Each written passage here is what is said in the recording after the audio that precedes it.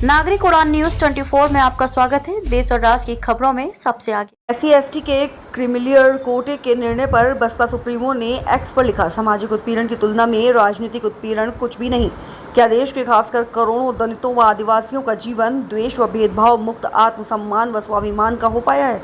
अगर नहीं तो फिर जाति के आधार पर तोड़े व पछाड़े गए इन वर्गों के बीच आरक्षण का बंटवारा कितना उचित और न्याय संगत है। उन्होंने आगे कहा, देश के SC/ST व OBC बहुजनों के प्रति कांग्रेस व भाजपा दोनों ही पार्टियों सरकारों का रवैया उदारवादी रहा है, सुधारवादी नहीं। वे इनके सामाजिक परिवर्तन व आर्थिक मुक्ति के पक्षधर नहीं, वरना इन लोगों के आरक्षण को संविधान की 9वीं अनुसूची में डालकर इनकी सुरक्षा जरूर की गई होती। वहीं ये सुप्रीम कोर्ट का निर्णय न्याय संगत नहीं है और समाज को बांटने का कार्य कर रहा है, जो वर्गीकरण की नीति पर कार्य करता नजर आ रहा है। राजनीतिक आरक्षण से वर्षों की विषमता और शोषण की नीति में परिवर्तन नहीं किया जा सकता है। शैक्षिक राजनीतिक प्रतिनिधित्व से कुछ सामाजिक स्तर में परिवर्तन अवश्य हुआ है, लेकिन जो आर्थिक स्तर निम्न स्तर पर है और शोषण आज भी चरम पर है, बल्कि जो आरक्षण और प्रतिनिधित्व मिला है उससे सोच और व्यवस्था में कोई विशेष अब तक सामाजिक परिवर्तन नहीं हो सका है। SC/ST के सुप्रीम कोर्ट के निर्णय पर पुनर्विचार निर्णय पर आजाद समाज पार्टी के राष्ट्रीय अध्यक्ष नगीना सांसद चंद्रशेखर आजाद ने क्या कहा है? सुप्रीम कोर्ट के फैसले पर नगीना सीट के सांसद चंद्रशेखर आजाद का भी बयान आया है। उन्होंने सवाल किया कि जिन जजों ने यह ऑर्डर दिया है उनमें कितने SC/ST हैं? अगर आप वर्गीकरण करना ही चाह रहे हैं तो सुप्रीम कोर्ट से ही इसकी शुरुआत होनी चाहिए, जहां लंबे समय से कुछ ही परिवारों का कब्जा है। उन्होंने सवाल किया कि क्या सामान्य जाति के लोगों में योग्यता नहीं है, आप उन्हें मौका क्यों नहीं दे रहे? उन्होंने इस बंद कमरे में लिया गया फैसला बताया। दरअसल सुप्रीम कोर्ट ने अनुसूचित जाति एवं अनुसूचित जनजाति को मिलने वाले आरक्षण को लेकर गुरुवार को बड़ा फैसला सुनाते हुए SC/ST के कोटे के अंदर कोटे को मंजूरी दे दी है। चीफ जस्टिस DY चंद्रचूड़ की अध्यक्षता वाली 7 जजों की संविधान पीठ ने 6-1 के बहुमत से ये फैसला सुनाया, जिस पर सियासत शुरू हो गई है। जबकि अनुसूचित जाति व जनजाति समुदाय के लोगों का वर्गीकरण का एकमात्र मूलभूत आधार सामाजिक गैर बराबरी अर्थात जात पात रहा है। ऐतिहासिक तौर पर सामाजिक गैर बराबरी की वजह से ही आरक्षण दिया गया है, तो ऐसे में जाति के आधार पर प्रताड़ना झेलने वाले समुदाय के बीच आरक्षण का बंटवारा करना ये पूर्ण रूप से अनुचित, असंवैधानिक व गलत है, क्योंकि दलितों व आदिवासियों के लिए आरक्षण का उद्देश्य जात पात व छुआछूत की बुराइयों को दूर करना था। साथ ही दिनांक 1 अगस्त 2024 के माननीय सुप्रीम कोर्ट के निर्णय अनुसार अब राज्य सरकारें अनुसूचित जाति व जनजाति का उप वर्गीकरण कर सकते हैं, जो कि असंवैधानिक है एवं उचित नहीं है। इतना ही नहीं बल्कि अनुसूचित जाति एवं जनजाति समुदाय का उप वर्गीकरण, जिसे माननीय सुप्रीम कोर्ट ने अनुमति दे दी है, इसे अब राजनीतिक दलों द्वारा राजनीतिक हथियार के रूप में उपयोग किया जाएगा। जहां एक तरफ राजनीतिक दल अपने राजनीतिक उद्देश्यों को पूरा करने के लिए कुछ अनुसूचित जाति व जनजाति वर्गों को हाशिए पर धकेल देंगे और उनके लिए पक्षपात का माहौल बनाकर अपना उद्देश्य पूरा करेंगे, तो वहीं दूसरी तरफ अनुसूचित जाति एवं जनजाति के इस उप वर्गीकरण के कारण काफी पद रिक्त रह जाएंगे और आगे चलकर फिर उन पदों के अनारक्षित श्रेणी में तब्दीली हो जाने की प्रबल संभावनाएं होंगी। अतः जिस मुख्य उद्देश्य के लिए परम पूज्य बाबा साहब डॉक्टर भीमराव अंबेडकर ने संविधान के तहत अनुसूचित जाति एवं जनजाति वर्ग को आरक्षण दिया था, उसे अब एक प्रकार से प्रभावहीन बना दिया जाएगा, अर्थात खत्म कर दिया जाएगा। वैसे भी खासकर बीजेपी, कांग्रेस व समाजवादी पार्टी आदि हमेशा से ही SC वर्गों को मिल रहे आरक्षण के विरुद्ध रहे हैं और इसलिए इनके वकीलों ने उप वर्गीकरण की काफी जोरदारी से कोर्ट के सामने अपनी दलीलें भी रखी हैं और इसे खत्म करने की सिफारिश में ये पार्टियां हमेशा प्रयासरत रहती हैं। समाजवादी पार्टी ने तो संसद के भीतर ही पदोन्नति में आरक्षण संबंधी बिल को ही बीजेपी और कांग्रेस की मिली भगत से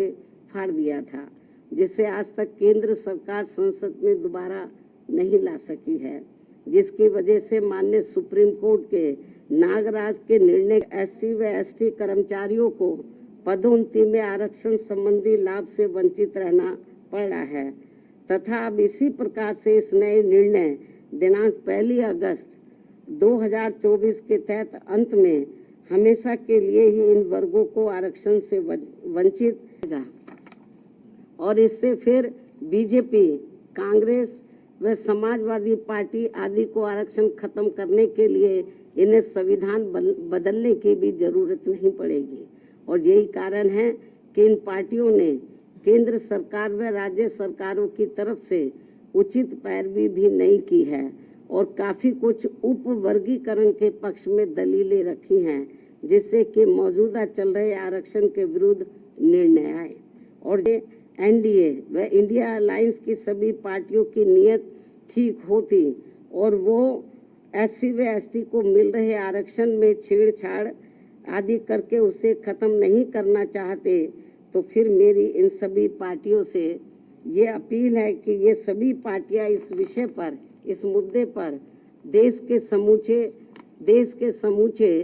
एससी व एसटी समाज के समक्ष अपने स्पष्ट करें और इसी चल रहे संसद सत्र में संविधान में उचित संशोधन लाकर ये स्पष्ट करें कि अनुच्छेद 341 व 342 के तहत माननीय राष्ट्रपति द्वारा घोषित एससी व एसटी जातियों के संबंध में भविष्य में किसी भी प्रकार की छेड़छाड़ व उप वर्गीकरण करने का अधिकार किसी को भी नहीं होगा तथा इन सभी जातियों को आरक्षण प्राप्त होने के लिए एक समूह के रूप में ही देखा जाएगा। ये इनको संशोधन संविधान में उचित संशोधन विधेयक इनको लाना चाहिए और ये सब लाकर इनको संविधान की में इसको शामिल करना चाहिए ताकि फिर भविष्य में कभी भी जो एससी एसटी का आरक्षण है उसके साथ किसी भी प्रकार का कोई छेड़छाड़ आदि ना हो सके। हालांकि ये नौबत नहीं आती यदि इसको बहुत पहले ही संसद द्वारा संविधान की 9वीं सूची में डाल दिया जाता। हमारी पार्टी ने लोकसभा के अंदर भी और राज्यसभा में भी इस मामले को अनेकों बार उठाया है, लेकिन इसको टाल दिया गया क्योंकि जब बीजेपी पावर में रहती है वो भी इसको टाल मटोल करती है, इस मामले को कांग्रेस पावर में रहती है तो वो भी इस मामले को टाल मोल कर देती है। इससे स्पष्ट है कि चाहे कांग्रेस हो, बीजेपी हो या अन्य पार्टियां हो, उनकी वीकर सेक्शन के मामले में, खासकर दलितों व आदिवासियों के मामले में अभी इनकी जातिवादी सोच बदली नहीं है। मुझे नहीं लगता है कि ऐसा कुछ ये पार्टियां कर पाएंगी। इसके साथ साथ मेरी इस देश के सभी अनुसूचित जाति व अनुसूचित जनजाति वर्गों के लोगों से ये खास अपील भी है कि इस समय इस निर्णय से उत्पन्न स्थिति को अपने व अपने बच्चों के भविष्य तथा अपने संवैधानिक अधिकारों को नुकसान होने से बचाने के उद्देश्य से तथा बाबा साहब डॉक्टर भीमराव अम्बेडकर के द्वारा अपने अथक प्रयासों से इन वर्गों को जो संवैधानिक अधिकार दिलाए गए हैं तो उन्हें खत्म होने से बचाने के लिए इस स्थिति को अपने लिए एक आपातकालीन की स्थिति समझते हुए इन्हें एकजुट होना पड़ेगा तथा मात्र अपने अपने राजनीतिक स्वार्थ व दबाव से प्रेरित न होकर यहाँ सभी राजनीतिक पार्टियों के ऊपर दबाव डालकर उचित संवैधानिक संशोधन लाने के लिए मजबूर करना पड़ेगा। इस खास अपील के साथ ही अब मैं माननीय सुप्रीम कोर्ट से भी ये पुरजोर अपील करती हूँ कि वह देश में एससी व एसटी वर्गों के हितों में अपने 1 अगस्त सन 2024 के दिए गए फैसले पर खुद ही पुनर्विचार करके इसमें मेरी इन सब बातों को खास ध्यान में रखते हुए जरूरी बदलाव लाए, तब्दीली लाए वरना इन वर्गों में से आरक्षण के पात्र लोगों को बड़ा भारी नुकसान हो जाएगा। इस खास अपील के साथ ही अब मैं अपनी बात यहीं समाप्त करती हूँ। धन्यवाद। जय भीम व जय भारत।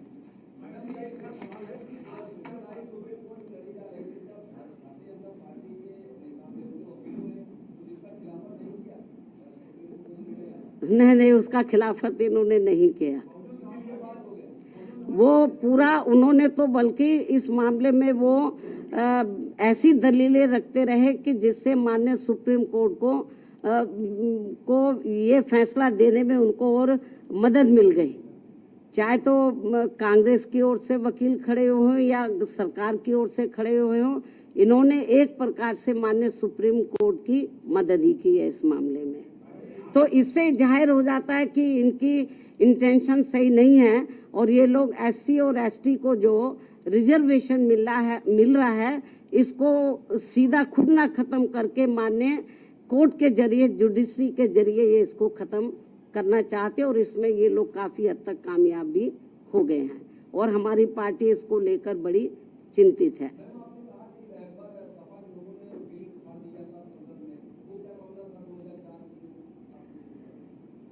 जो एससी एसटी का पदोन्नति में जो आरक्षण का मामला था तो वो लगभग खत्म सा हो गया था। उसको प्रभावी बनाने के लिए हमारी पार्टी ने उस समय सेंटर में कांग्रेस की सरकार थी, उनके ऊपर दबाव बनाया कि आप इसमें संशोधन विधेयक लाइए और पदोन्नति में आरक्षण को पुनः प्रभावशाली बनाया जाए। जब ये बिल लाया गया तो कांग्रेस नहीं चाहती थी कि एससी एसटी वर्गों के कर्मचारियों को पदोन्नति में आरक्षण का लाभ मिले। तो कांग्रेस उस समय पावर में थी, तो कांग्रेस और बीजेपी खुद ना आगे आकर उन्होंने समाजवादी पार्टी के जो सांसद हैं उनको आगे किया और उनकी मिली भगत से उन्होंने इस बिल को फाड़ा और इस बिल को पास नहीं होने दिया और अभी तक ये बिल पास नहीं हुआ है।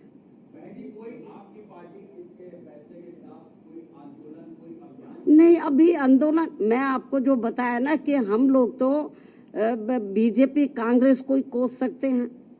क्योंकि इनके वकीलों को सही पैरवी करनी चाहिए थी, सरकार को सही पैरवी करनी चाहिए थी। हमने माननीय सुप्रीम कोर्ट से मीडिया के माध्यम से हमने उनसे अपील की है आज कि वो अपने इस फैसले पर पुनर्विचार करें, इस फैसले को बदले, वरना इस देश में जो करोड़ों दलित और आदिवासी समाज के लोग हैं तो जिनको अपने पैरों पर खड़े करने के लिए परम पूज्य बाबा साहब डॉक्टर अम्बेडकर ने जो इनको आरक्षण की सुविधा दी थी, यदि ये खत्म हो गई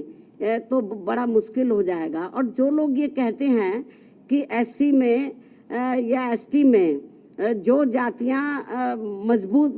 हर मामले में आर्थिक तौर पर मजबूत हो गई हैं, तो उसमें से मैं समझती हूँ मुश्किल से 10 या 11% लोग ही मजबूत हो गए होंगे, बाकी 90% लोगों की हालत तो बहुत ज्यादा खराब है। लेकिन माननीय सुप्रीम कोर्ट के इस फैसले से जो लगभग 90% लोग जिनको अभी आरक्षण की जरूरत है तो वो तो और ज्यादा पिछड़ जाएंगे, उनको ये आरक्षण अब मिलेगा नहीं। इस निर्णय के अनुसार यदि उन जातियों को निकाल दिया जाएगा, बहुत बुरा हुआ है ये। और केंद्र और जबकि बीजेपी को चाहिए, वो अपने आप को कहते हैं कि हम एससी एसटी समाज के हिमायती हितैषी हैं, उनको चाहिए पहली बात तो इस केस की पैरवी उनको सही तरीके से करनी चाहिए थी, उन्होंने नहीं की। कांग्रेस ने बेबी ढुलमुल रवैया अपनाया। ऐसी स्थिति में मेरा बीजेपी की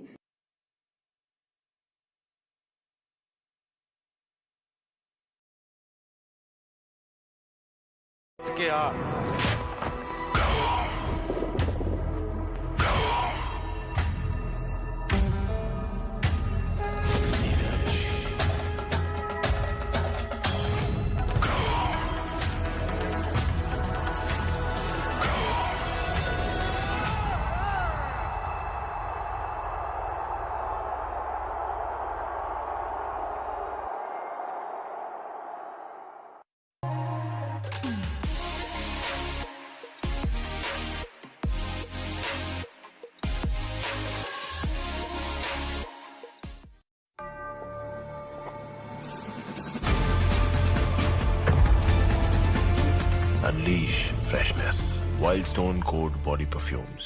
जो 9-10% जो जाटव या इससे मिलती जुलती जातियों की स्थिति, आर्थिक स्थिति सुधर भी गई है, लेकिन समाज में तो आज भी जातिवादी लोग उनको पुराने नजरिए से देखते हैं, जात पात तरीके से देखते हैं। इसलिए अभी इन सबको रिजर्वेशन की बहुत ज्यादा सख्त जरूरत है। नहीं, अभी ये तो माननीय सुप्रीम कोर्ट को बताना चाहिए था ना, हम लोग तो नहीं करेंगे। सुप्रीम कोर्ट ने कोई इसका पैमाना अभी तय किया नहीं है। बहुत ढुलमुल ये जजमेंट है और इस तरीके से इसकी आड़ में राज्य सरकारें जो SC/ST को अभी तक रिजर्वेशन मिल रहा है इसको बिल्कुल निष्प्रभावी बना देंगी, ना के बराबर इसको कर देंगी, लोगों को कोई इसका लाभ नहीं मिलेगा। नहीं, हमारे को तो उन्होंने कब बुलाया ही नहीं, जबकि हमारी पार्टी इनके लिए लड़ाई लड़ती रही है। हमको भी बुलाते तो हमारी ओर से वकील जरूर जाता।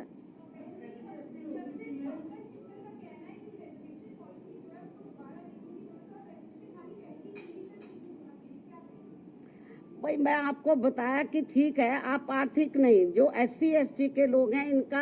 इनको जो रिजर्वेशन मिला है, जो शैक्षणिक, सामाजिक और आर्थिक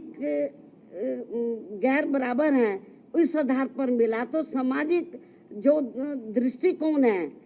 इन वर्गों के मामले में वो अभी लोगों का बदला नहीं है, इसलिए इनको अभी रिजर्वेशन मिलना बहुत जरूरी है।